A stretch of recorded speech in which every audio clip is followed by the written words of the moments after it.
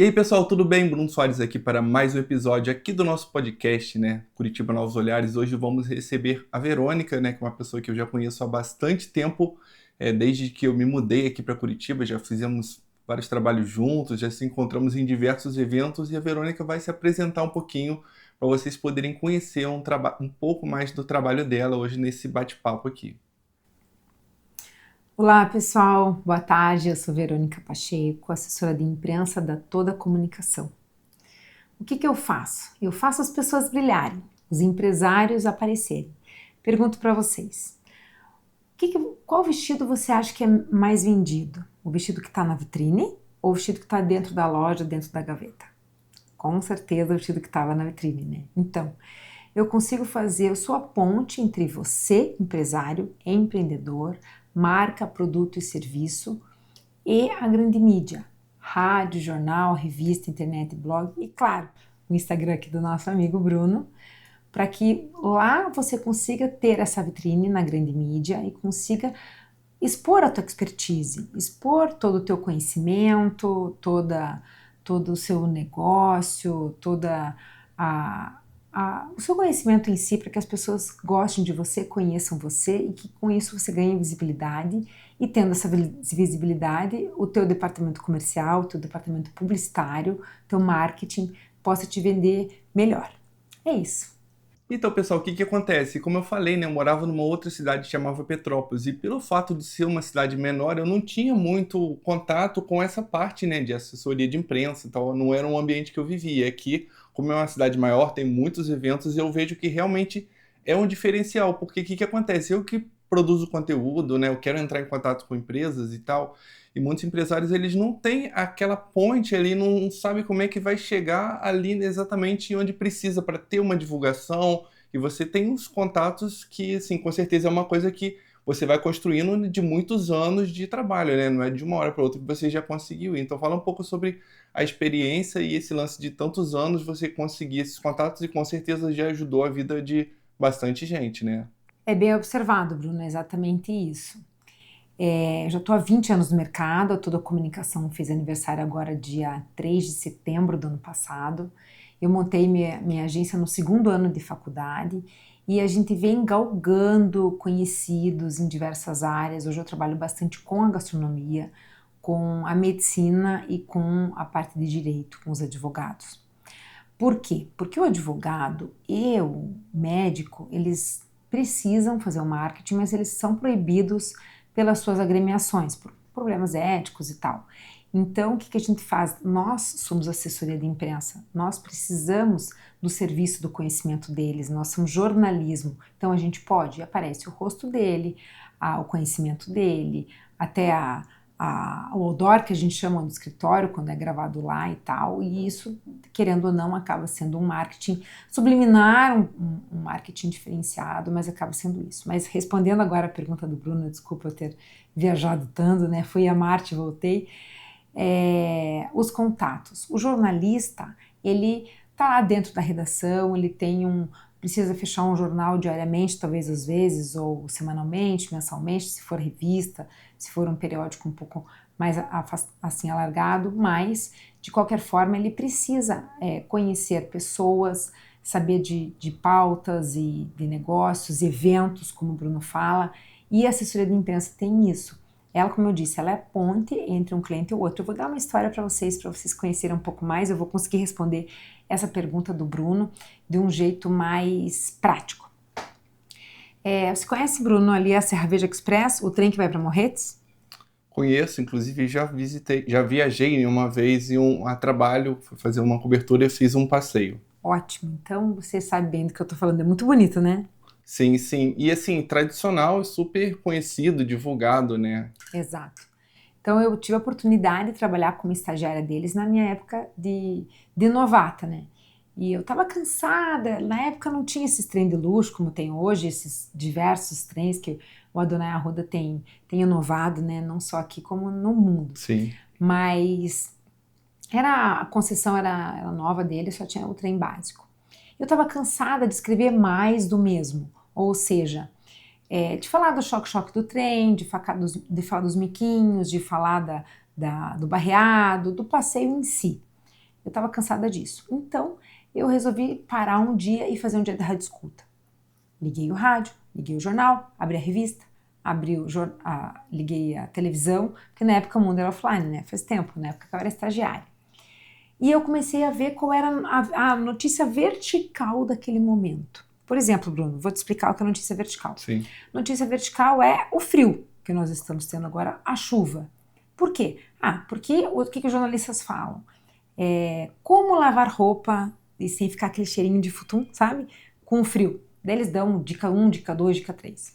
Ou, os cachorros, os mendigos que morreram, ou que, né, como fazem para brigar e tal, ou até as roupas, quanto que subiu as roupas de inverno e tal. Então, N notícias são geradas... Voltado para a parte do frio, chuva, né? Por conta dessa notícia vertical que é o frio. Naquela época, ou até a festa junina, São João. São João hoje também é uma notícia vertical. Temática. Por quê? Porque eles podem falar lá a parte de agronegócio, o milho, se o milho subiu ou abaixou do ano passado para cá. Ou até uma parte de saúde, uma nutri, falada de uma maçã do amor, do quanto ela engorda, maçã do amor, sabe? Ou se não engorda, se dá para comer, que período do dia é melhor, ou acompanhado do que, etc.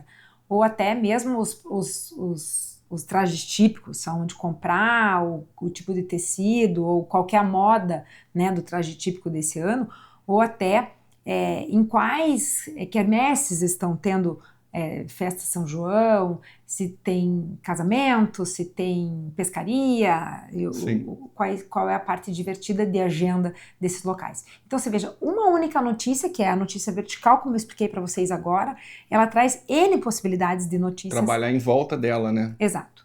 E na época, voltando aqui pro Serra Verde, na época que eu estagiava para eles, a notícia vertical era esse apagão aéreo. Ou seja, uma briga entre aeroportos, estava muito difícil pegar avião naquela época.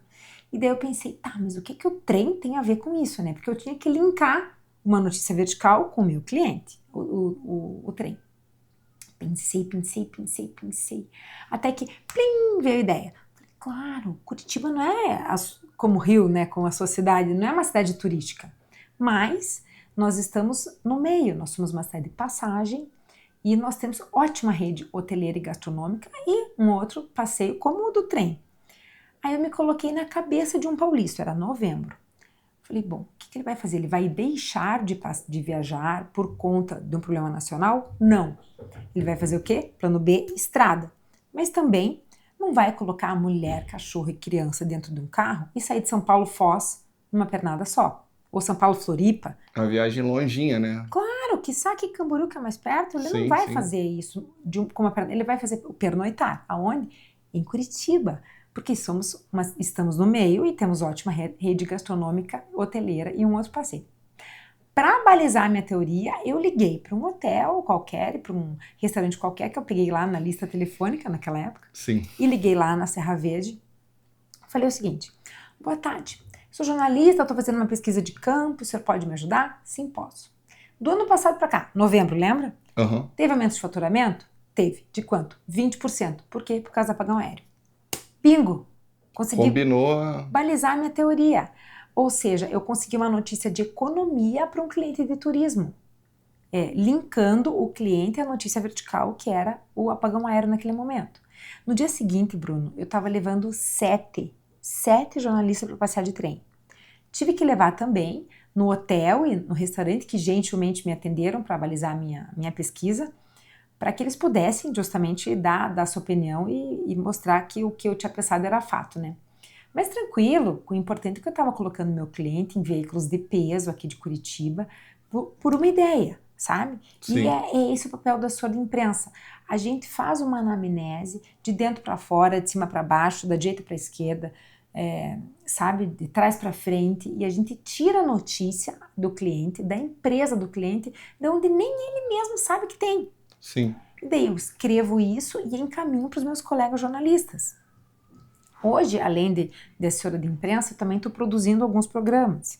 Sim. Então eu tenho a possibilidade de já colocar alguns clientes meus e isso me facilita, porque eu fecho um contrato hoje, amanhã eu já tenho mídia. Já tenho onde colocar. Deixa eu só focar num ponto exatamente próximo a isso que você falou, né? Acho uma coisa muito interessante essa questão da criatividade que você tem que ter de pensar como é que isso pode gerar uma matéria. Então, assim, você tem que ter um lado criativo, né? Então, você tem que estar acompanhando as notícias, tem que estar pesquisando, né? Para você. E isso faz toda a diferença, porque se você não tiver essa criatividade, você, por exemplo, tem uma empresa, não vai fazer sempre aquela mesma matéria, uma hora ela não vai querer, porque já vai ficar repetitivo. Então você tem que estar acompanhando, conversando com outras pessoas, vendo as tendências, para ver qual a matéria diferente, e é o que com certeza chama mais atenção também, né? Não, com certeza. É gostoso, é engraçado, eu comecei a reparar isso esses dias, que quando eu estou fazendo a prospecção, eu não conheço você. Eu não sei quem você é e você me fala brevemente, ali eu enxergo e vejo e tal, e eu consigo fazer uma notícia ali no momento. Daí o cara fala, nossa, mas essa guria é boa, né?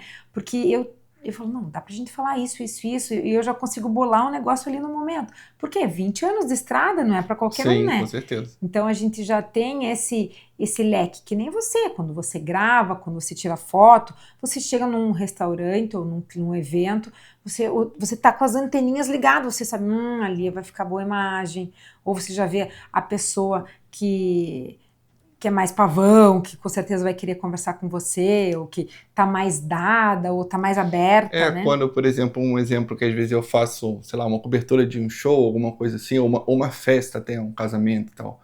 Sempre vai ter aquela pessoa que vai ficar ali na frente, que vai chamar a atenção, que a gente aproveita porque ela vai gerar umas imagens mais interessantes ali, porque ela sempre vai estar mais animada, dançando, chamando a atenção. Então a gente observa tudo, com certeza. Exato, porque você já está há anos no mercado, então você tem esse conhecimento do áudio, do vídeo, da imagem, do ângulo.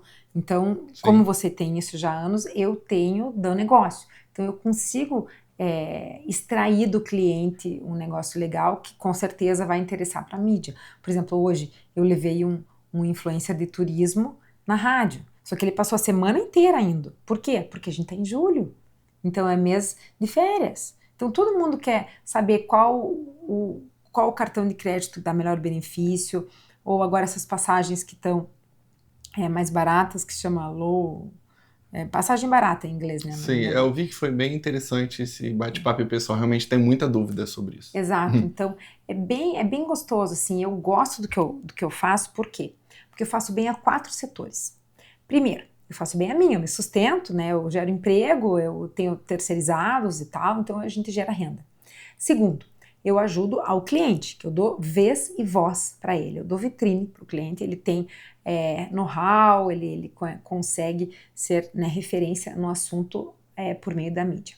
Terceiro, eu ajudo aos jornalistas, aos repórteres, trazendo fontes, trazendo notícia de ponta.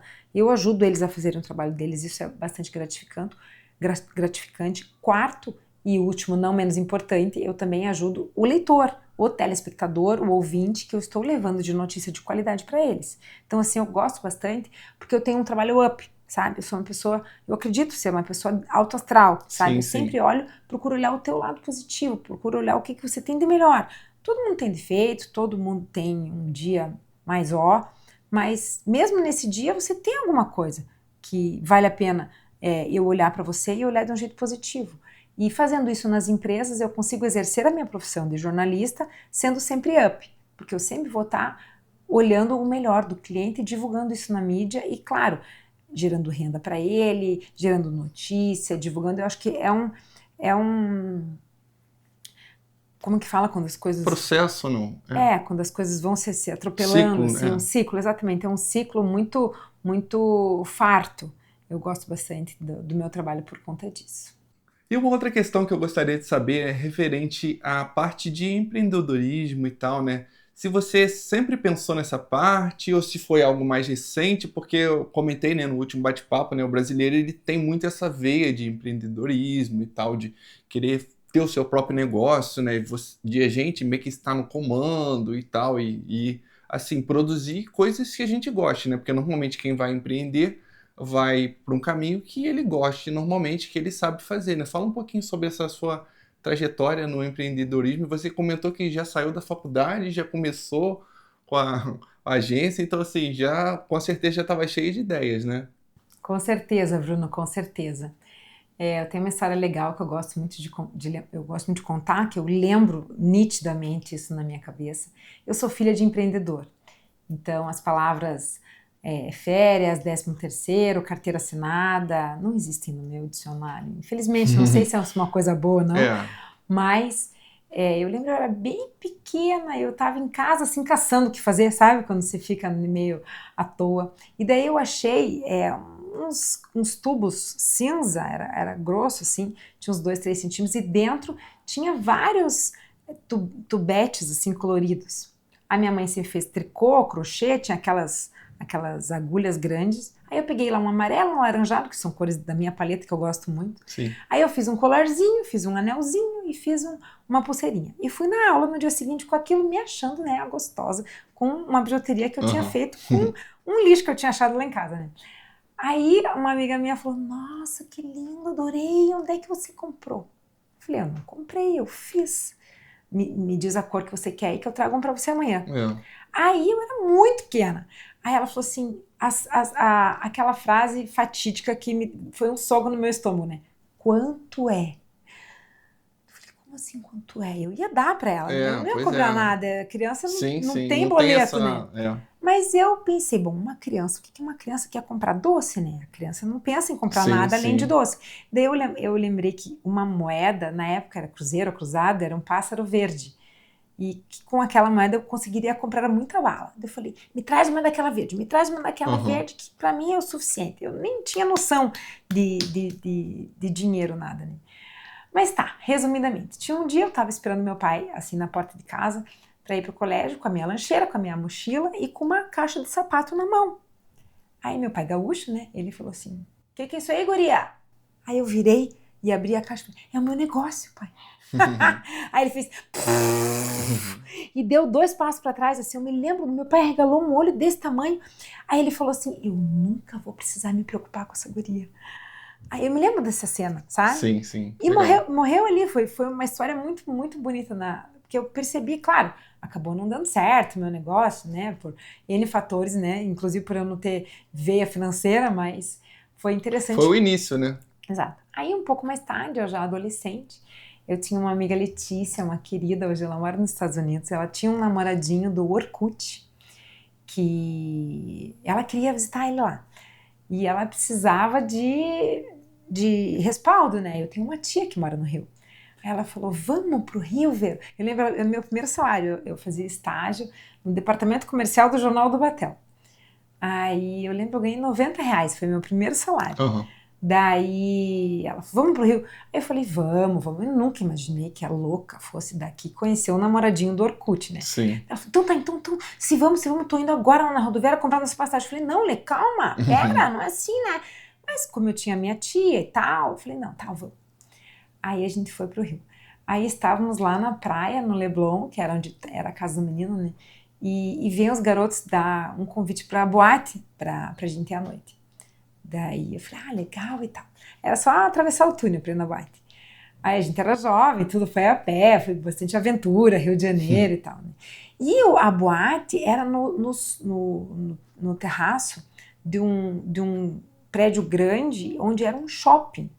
Quer dizer, na praça de alimentação, durante a noite eles afastavam as mesas, colocavam as luzes, o DJ, e a praça de alimentação continuava tocando. Usava o mesmo espaço. E a galera cantava, ele tinha uma boate montada, com segurança, com estacionamento, com tudo. Eu olhei aquilo e falei, meu Deus! E eu era adolescente, eu ajudava uns amigos meus promoters a promover uns eventos aqui. O espaço era difícil, a gente sempre tinha vontade de ter a nossa própria boate. Eu falei, aí quando eu cheguei em Curitiba, eu falei, na época o Júlio Rocha, eu falei, Júlio Rocha, vamos fazer uma reunião, eu tenho uma boate para nós. Porque eles eram os bambambãs, né, em Curitiba, Sim. Então eu precisava, né, de um respaldo nesse sentido também. Eu tenho a nossa boate. Como assim? Eu falei, eu tenho a nossa boate, vamos fazer. Aí eu fiz o projeto, eu sou ótima de projeto. Eu fiz um projeto pra gente apresentar pro Miller, na época era o único shopping aqui em Curitiba, pra gente fazer isso lá. E, infelizmente, né, a proprietária lá não gostou, porque ela teve medo da liga entre a bebida e o negócio dela, que pudesse ter briga. Sim. O nome, né? Manchar o nome. Não, ao contrário, o nome seria perfeito. Sim. Porque nessa minha pesquisa eu fiz, ela ia ganhar mais de 1 milhão de marca institucional. Porque a gente ia fazer o convite, o folder, com a logo do local Shopping Miller, e a gente ia fazer o seguinte, a pessoa ia ter que, durante o dia no shopping, comprar o ingresso para depois ir à noite lá. Sim. Então ela ia circular, ela fazia com que pessoas... ia movimentar no shopping, né, ter a possibilidade de comprar em outras lojas. Né, e as pessoas iam comentar, uma boate onde é? Vamos no Miller, hoje no Miller. Então esse cálculo que eu fiz de mais de 1 milhão de imagem institucional que ela ia estar ganhando com essa minha ideia. Mas ela teve medo da violência que pudesse ter, de uma briga por conta de bebida e tal. Sim. Aí ela acabou não aceitando. Mas acontece, nem todos os negócios dão certo. Mas assim, eu me orgulho de... Isso eu tinha 17 anos, sabe? De tão nova, ter tido uma ideia tão boa, que tinha um shopping em Brasília que fazia isso também, e esse shopping no Rio. Quer dizer, se funcionava lá, poderia funcionar aqui, né? Mas no caso... acabou que não deu certo. Eu acho que também a coragem, né, de você, com 17 anos, entrar em contato com a pessoa responsável pelo shopping e tal, falando, eu tenho uma ideia, né, tipo... E ela parar, te ouvir, viu que poderia ser interessante, pensou ali, mas então, assim, desde mais nova você já foi correndo atrás, isso é fundamental para que a gente tenha sucesso. A gente não pode botar uma dificuldade, desistir, e tenho certeza que se tivesse... outros shoppings, você ia visitar todos com essa ideia para ter a possibilidade de estar tentando colocar em prática, né? Porque você viu de uma cidade diferente e viu que aqui onde você morava não tinha. Então, isso tem muito essa possibilidade, né? Exato. Se lá estava dando certo, você achou interessante, por que não trazer para cá, né? Então, um ponto bem interessante também. Aí depois, quando foi que eu tive o primeiro contato com a assessoria de imprensa? Eu fazia faculdade e a minha sala era em frente a um estacionamento. Aí, o universitário sempre é, né, mais humilde, a gente conta moedinha para tomar uma cerveja, a gente anda de ônibus, quando o universitário geralmente é mais apertado, porque muitos não trabalham, outros trabalham tem salário de estágio, né? Aí chegou uma amiga minha, Ana, ela chegou de carro, ela chegou com um K vermelho, e ela é do interior. Ela não é daqui, ela sabe aquelas pessoas que vêm do interior para estudar na capital? Então essas pessoas geralmente, né, têm mais dificuldade porque não tem tanta ajuda de pai e de mãe e tal. Aí eu vi ela chegando com um carro. Eu falei, Ana, o que é isso? Ah, é meu carro. Eu falei, eu sei, eu tô vendo que é um carro vermelho ainda, eu adoro vermelho. Né?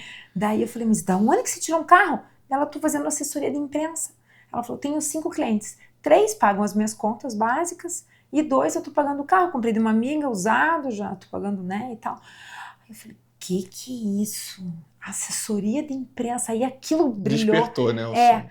Daí eu fui correndo, né, o mundo era offline naquela época, como eu já disse. Aí eu fui correndo na biblioteca, pegar livros para entender o que era assessoria de imprensa. Me filiei ao sindicato, tinha um grupo lá de assessores de imprensa, na época eu era foca, que a gente chama jornalista novato é foca.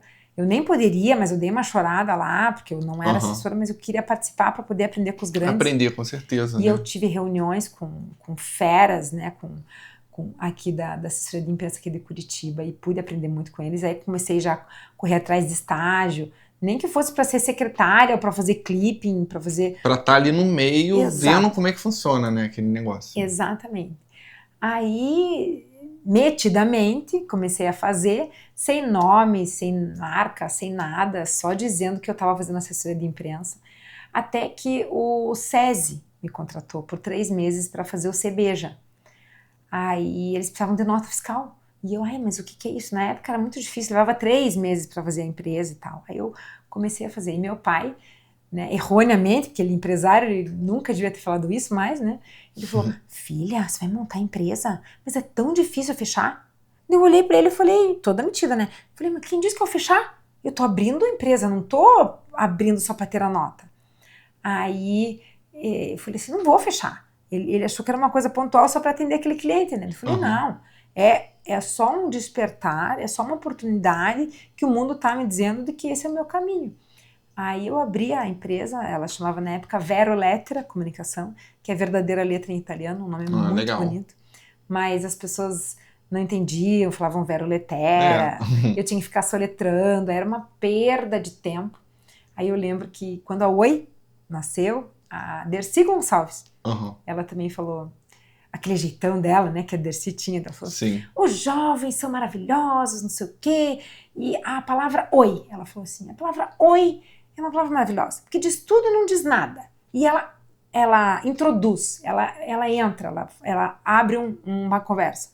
Aí eu falei, nossa, genial isso que ela disse. Aí eu falei, tem que ser uma palavra brasileira, tem que ser uma palavra curta, né, de no Sim. máximo 2 sílabas, para que as pessoas possam gravar, como o oi é uma sílaba só, né, e é uma palavra brasileira. Aí eu comprei um dicionário de 400 páginas de comunicação, e daí eu Sim. li palavra por palavra, selecionei ali umas 20, até que eu cheguei na letra T, que era no último, toda. Falei, claro, toda a comunicação, é um nome lindo. Aí eu lembrei da Dercy falando, diz tudo e não diz nada, ao mesmo tempo. Verdade. E daí eu consegui, falei, é esse o nome. Aí já corri fazer marcas e patentes, e tô com o nome já há mais de 20 anos, e tô bem faceira, bem feliz. Sim.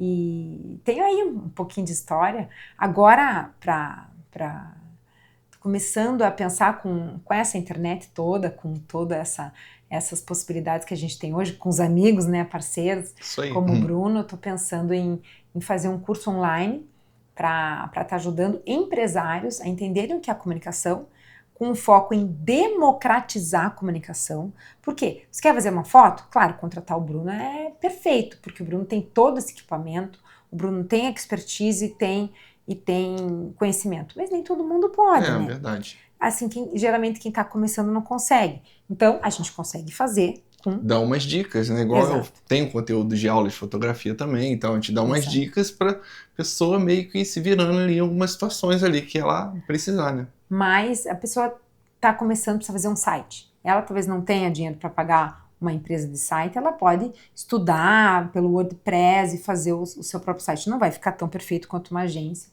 Ou a pessoa que fazer um evento de inauguração, ela também consegue fazer sozinha. Lá, contratar um buffet, pegar um espaço, uma garagem, alguma coisa, mandar um convite online.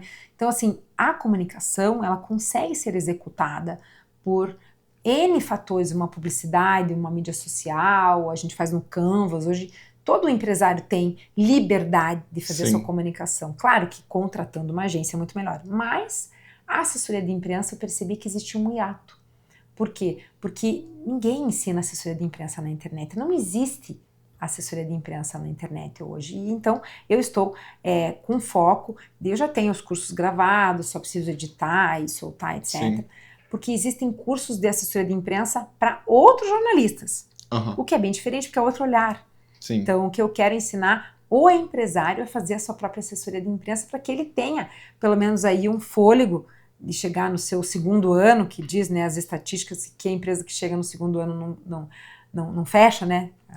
Então... O começo é sempre mais complicado, porque está estruturando, né? Está ali vendo se vai dar certo, se não vai. Então, eu estou querendo justamente dar mentoria para empresas que precisam de algo um pouco maior. Tem toda a comunicação que faz o beabá da assessoria, que, graças a Deus, já tive N casos de sucesso durante esses 20 anos de trajetória, e também ajudar as pessoas com cursos online a produzir esse conteúdo e essa independência, democratizando, né, a comunicação para todos os empresários.